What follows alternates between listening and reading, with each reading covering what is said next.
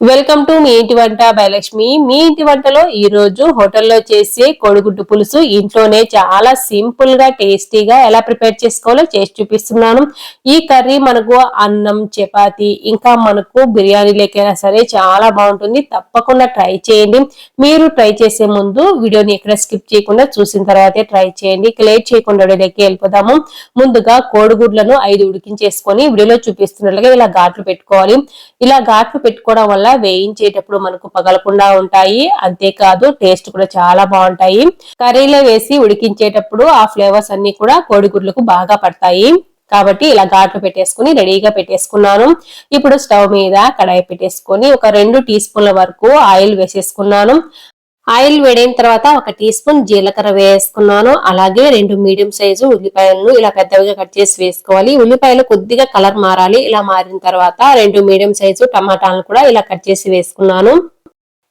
ఈ వేసుకున్న టమాటాలు కూడా మెత్తబడేంత వరకు ఇలాగే ఉడికించేసుకోవాలి. వేయించుకుంటూ ఉన్నామంటే ఉడికిపోతాయి. నీళ్ళేమీ వేయాల్సిన పని లేదు. ఇవి చల్లారేలోపు 2 పిచ్చల వరకు చింతపండు తీసుకొని కొద్దిగా నీళ్లు వేసి కడిగేసుకొని మళ్ళీ నీళ్లు వేసి నానబెట్టేసుకోవాలి. మరి చింతపండు ఎక్కువ వేసుకోకూడదు, టమాటాలు వేసుకున్నాం కాబట్టి.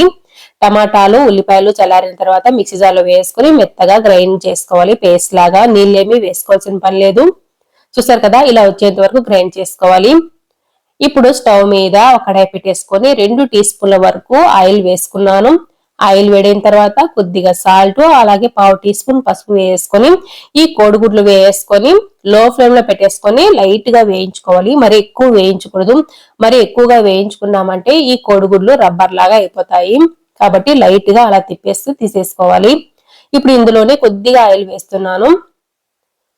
పోపు దినుసులు కూడా వేసుకోవాలి. ఆవాలు, జీలకర్ర, మినపప్పు, ఇంకా శనగపప్పు కూడా ఉంటుంది పోపు దినుసుల్లో. ఒక మీడియం సైజు ఉల్లిపాయను చిన్న ముక్కలుగా కట్ చేసి వేసుకున్నాను. అలాగే 3 పచ్చిమిరపకాయలని నిలువుగా కట్ చేసి వేసుకుని కొద్దిగా కరివేపాకు కూడా వేసుకున్నాను. స్టవ్ ని లో టు మీడియం ఫ్లేమ్ కి అడ్జస్ట్ చేసుకుంటూ ఈ ఉల్లిపాయలు కలర్ మారేంత వరకు వేయించేసుకోవాలి. ఇలా వచ్చిన తర్వాత 1/2 టీ స్పూన్ పసుపు, అలాగే 1 టీ స్పూన్ సాల్ట్ కూడా వేసుకొని ఉల్లిపాయలు కొద్దిగా కలర్ మారిన తర్వాత 1 టీ స్పూన్ అల్లం వెల్లుల్లి పేస్ట్ వేసుకొని పచ్చి వాసన పోయేంత వరకు వేయించేసుకోవాలి.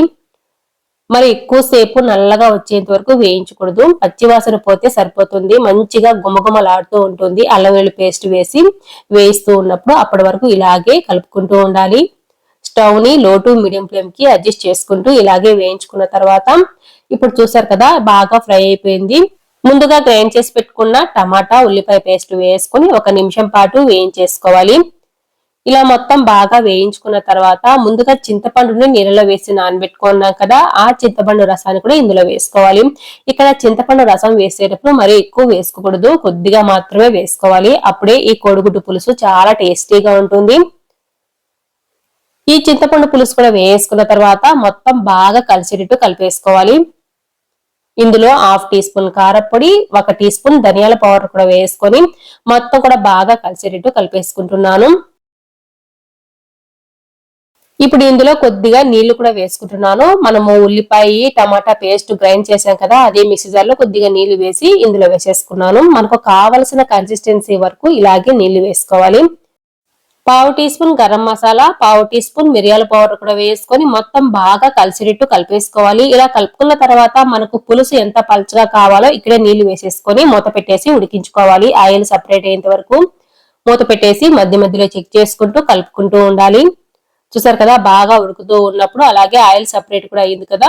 ఇప్పుడు ఇందులో ముందుగా మనం ఫ్రై చేసి పెట్టుకున్నాం కదా కోడిగుడ్లు, ఆ గుడ్లని ఇందులో వేసేసుకుంటున్నాను. ఈ గుడ్లు వేసేసుకున్న తర్వాత మొత్తం బాగా కలిపేసుకోవాలి. గుడ్లు చెదిరిపోకుండా ఇలా జాగ్రత్తగా కలిపేసుకోవాలి. ఇప్పుడు మూత పెట్టేస్తున్నాను. ఆయిల్ సపరేట్ అయ్యేంత వరకు ఇలాగే ఉడికించుకోవాలి. ఇలా ఆయిల్ సపరేట్ అయిన తర్వాత పైనుంచి కొద్దిగా కొత్తిమీర, అలాగే కసూరి మేతి కూడా వేసుకుంటున్నాను. కర్రీ చూసారు కదా ఇలా ఉంది. మీకు ఇంకా పల్చగా కావాలంటే ఇంకొద్దిగా నీళ్ళు అనేటివి ముందే యాడ్ చేసుకోవాలి. ఇప్పుడు పైనుంచి కొద్దిగా కొత్తిమీర, అలాగే కసూరి మేతి కూడా వేసుకుంటున్నాను. కసూరి మేతి ఉంటే వేసుకోండి, లేకుంటే లేదు. వేసుకుంటే మాత్రం టేస్ట్ చాలా బాగుంటుంది. ఇలా ఒకసారి కలిపేసుకొని మళ్ళీ మూత పెట్టేసి ఆయిల్ సపరేట్ అయ్యేంత వరకు ఉడికించేసుకున్నాను. చూసారు కదా ఎంత బాగా ఆయిల్ సపరేట్ అయ్యిందో. ఇప్పుడు పైనుంచి కొద్దిగా కొత్తిమీర వేసుకొని స్టవ్ ఆఫ్ చేసుకుంటున్నాను. అంతేనండి, చాలా సింపుల్ గా కోడిగుడ్డు పులుసుని ఇంట్లోనే చాలా టేస్టీగా ప్రిపేర్ చేసుకోవచ్చు. ఈ కర్రీ అన్నం, చపాతి, పుల్కా ఇంకా బిర్యానీ లెక్కైనా చాలా బాగుంటుంది.